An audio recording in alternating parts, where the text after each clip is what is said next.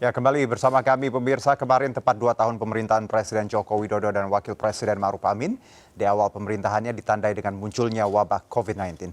Dan kondisi pandemi menjadi tantangan yang berat untuk dihadapi keduanya. Lalu langkah apa yang dilakukan Jokowi Ma'ruf untuk menghadapi pandemi? Berikut liputannya.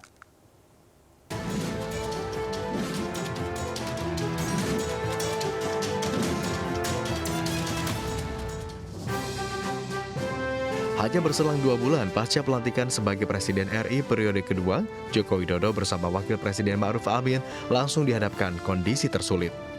Pandemi COVID-19 memaksa Jokowi mengambil kebijakan penanganan dengan melakukan pembatasan sosial skala besar atau PSBB, hingga terbaru pemberlakuan pembatasan kegiatan masyarakat atau PPKM. Dengan kondisi pandemi, pemerintah dihadapkan pada berbagai masalah, khususnya di bidang ekonomi yang terkena dampak paling besar. Meski pada awal negara terlihat kikuk dalam menghadapi pandemi, namun lambat laun pemerintah Jokowi Ma'ruf berhasil mengurangi kasus COVID-19. Data Satuan Tugas atau Satgas Penanganan COVID-19 menyatakan kasus harian turun hingga 98% jika dibandingkan saat puncak gelombang kedua. Pada puncak gelombang kedua 15 Juli 2021, kasus COVID-19 harian mencapai 56.757 kasus. Sedangkan per 19 Oktober 2021, kasus harian tercatat hanya menyentuh angka 903 kasus. Begitu juga dengan kasus aktif turun hingga 16.697 kasus. Jika dibandingkan titik tertinggi gelombang kedua pada 24 Juli 2021 yang mencapai 574.135 kasus. Kondisi ini tidak lepas dari gencarnya program vaksinasi dan penerapan pembatasan aktivitas masyarakat di tempat umum. Goncangan wabah COVID-19 memang menggoyahkan negara pada sendi ekonomi. Bahkan pertumbuhan ekonomi Indonesia terpuruk hingga titik terbawah berdasarkan data Badan Pusat Statistik atau BPS. Tim Liputan Anjus melaporkan. Sementara itu, layanan Transjakarta pada masa PPKM level 2 beroperasi dengan kapasitas normal 100% dengan jam operasional pukul 5.00 sampai 21.30. PT Transportasi Jakarta atau Transjakarta mulai kembali melayani penumpang dengan kapasitas normal atau 100%. Menurut Direktur Operasional PT Transjakarta Prasetya Budi, kebijakan ini dilakukan seiring turunnya status pemberlakuan pembatasan kegiatan masyarakat dari level 3 menjadi 2 di Jakarta. Prasetya menyatakan bahwa Transjakarta tetap menerapkan standar protokol kesehatan yang ketat, baik di halte maupun di dalam bus. Setiap pelanggan Transjakarta diwajibkan menunjukkan bukti telah melakukan vaksinasi COVID-19 melalui aplikasi Peduli Lindungi, Jaki, atau menggunakan dokumen sertifikat yang sudah dicetak atau secara digital melalui ponsel. Selain itu, pelanggan juga diwajibkan memakai masker serta pengukuran suhu tubuh sebelum masuk halte. Armada bus Transjakarta juga rutin dibersihkan secara berkala dengan menggunakan cairan disinfektan.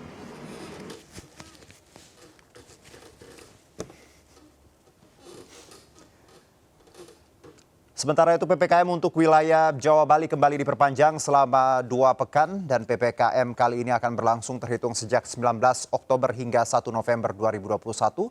Dan untuk luar Jawa Bali diperpanjang selama 3 pekan terhitung sejak 19 Oktober hingga 8 November 2021. Ya, karena perpanjangan masa PPKM ini ada peraturan baru bagi orang yang ingin berpergian dengan menggunakan pesawat, pemerintah akan mengizinkan pesawat mengangkut penumpang dengan kapasitas penuh atau 100% seiring pemberlakuan syarat tes polymerase chain reaction bagi penumpang pesawat. Hal ini dibenarkan oleh juru bicara Kementerian Perhubungan Adita Irawati. Adita mengatakan aturan baru ini akan dituangkan secara lebih rinci dalam surat edaran dari pemerintah.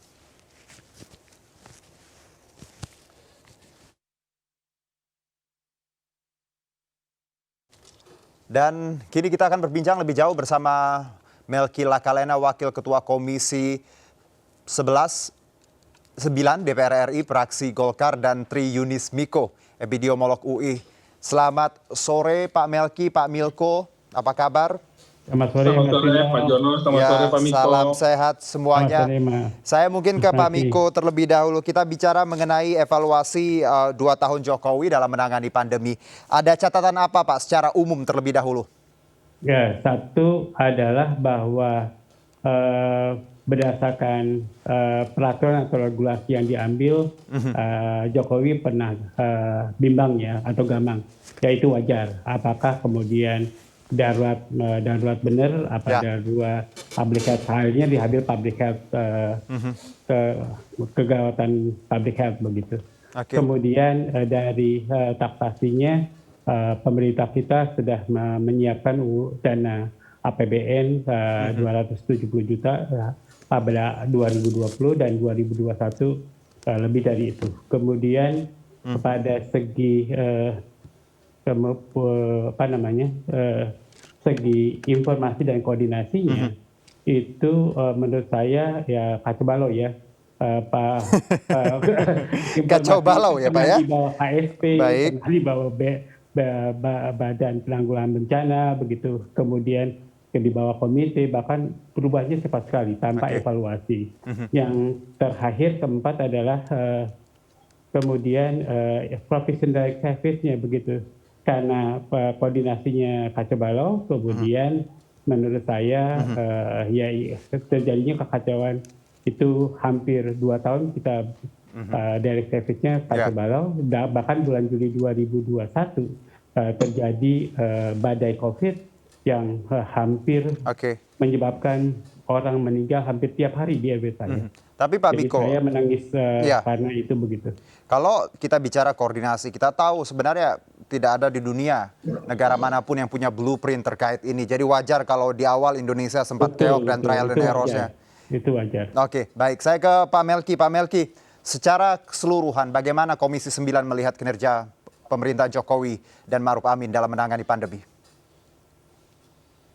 Kalau kita cermati di periode kedua Pak Jokowi Ma'ruf Amin ini, kalau kita hitung 2 tahun ya, Ya, dari semenjak terpilih dan dilantik Oktober, sampai dengan Oktober tahun 2021 ini 2 tahun menjabat.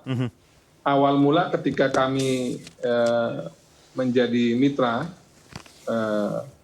Pak Jokowi melalui Menteri Kesehatan dan Kepala BPJS Kesehatan, tema yang dilakukan sebenarnya pada waktu itu adalah bagaimana membenahi JKN sebenarnya.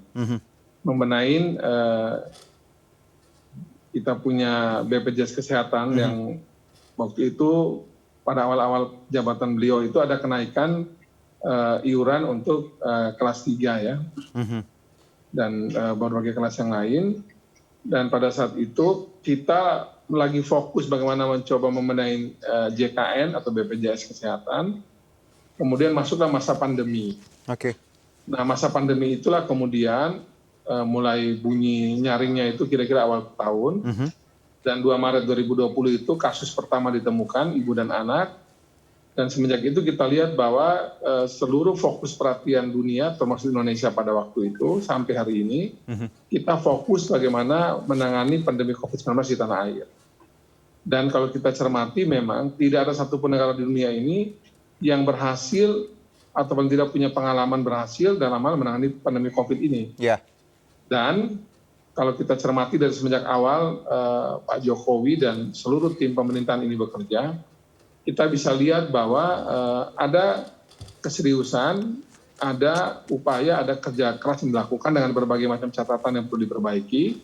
Dan kita kemudian ketemulah sebuah pola yang menurut kami sampai dengan hari ini itu berhasil untuk membantu pengendalian pandemi di tanah air, yaitu melalui PPKM skala mikro yang saat ini memang terus dilakukan untuk membantu agar penanganan COVID-19 ini dibuat dalam sebuah pola yang berbasis komunitas ya di level bawah. Nah, kalau kita juga cermati dalam hal penanganan pandemi COVID ini, tentu berbagai macam kebijakan yang diambil pada awal pandemi sampai saat ini sudah mulai dan cenderung lebih stabil ya. baik. Bahwa tentu protokol kesehatan itu sekarang ini berlaku ketat, disiplin dan wajib dilakukan di tempat umum. Sekarang ini juga wajib dilakukan 3T itu dalam berbagai macam prosedur surveillance kita melihat berbagai arah dan gerak penyakit ini, pandemi COVID. Kemudian juga vaksinasi juga kita lihat bagaimana dikencangkan betul saat ini, bahkan dulunya belum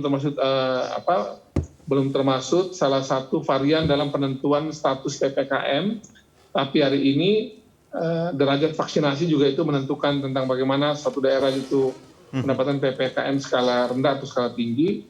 Dan terakhir juga kita lihat bahwa di era pandemi COVID ini benar-benar sistem kesehatan nasional kita khususnya di rumah sakit dan berbagai fasilitas kesehatan juga terus diperkuat dalam rangka menghadapi pandemi COVID dan juga penyakit-penyakit lainnya. Dan ini tentu evaluasi kami dalam 2 tahun ini tentu masih ada catatan yang perlu diperbaiki, tapi secara umum Pak Jokowi, Pak Ma'ruf Amin dan semua tim jajaran kabinet sudah mencoba dan relatif ya, saya katakan relatif karena sudah mampu melewati ini dengan baik dan bisa mengendalikan pandemi COVID. Ukuran kita yang paling terakhir aja, bagaimana ketika semua atau banyak orang khawatir dengan eskalasi varian Delta pasca India meledak itu, dan kita sudah siap pada skenario terburuk sampai 400.000, 500.000 per hari, ternyata kita di angka 60 ribuan itu kemudian harus segera pelan-pelan dia turun dan akhirnya cepat terkendali, dan itu salah satu yang menjadi catatan dari banyak pihak di Indonesia maupun dari berbagai negara di dunia.